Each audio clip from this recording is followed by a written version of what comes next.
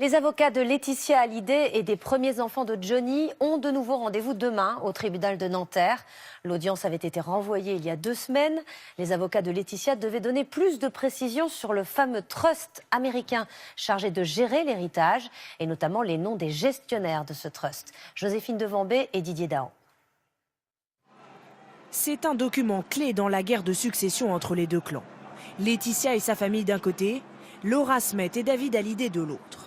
Une déclaration signée de la main du chanteur, un trust rédigé il y a près de 4 ans, qui détermine le pouvoir de chacun sur la fortune de Johnny Hallyday.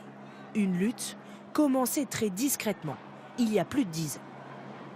Lorsque Laetitia épouse Johnny, c'est un chanteur qui dépense sans compter jusqu'à 200 000 € par mois. Dans les années 90, quand Laetitia arrive dans sa vie, c'est vrai que la situation est assez catastrophique parce que Johnny est criblé de dettes. Oui, c'était un panier percé, il agissait de façon compulsive avec l'argent, il aimait se faire plaisir. Il aimait s'acheter des bolides, des voitures, des motos. Premier lien financier, celui noué avec le père de Laetitia pour ouvrir une boîte de nuit. Entre les deux hommes, les liens de confiance sont anciens. Voici ce qu'il écrit à André Boudou en 1997. Mon cher André, je n'ai jamais eu l'occasion de te remercier pour tout ce que tu fais pour moi. Tu m'as sauvé la vie en t'immisçant dans mes affaires. Merci d'être mon ami, ton Johnny.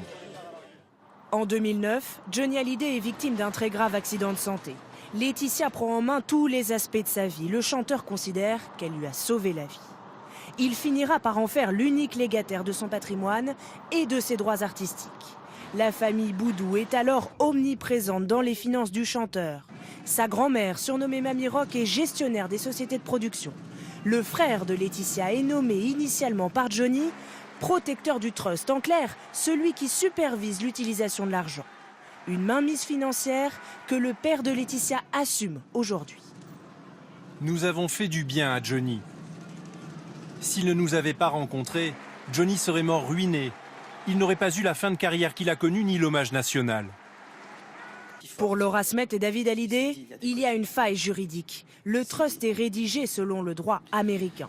Le droit français leur est beaucoup plus favorable qu'à Laetitia et à sa famille, puisqu'il est interdit en France de déshériter un enfant.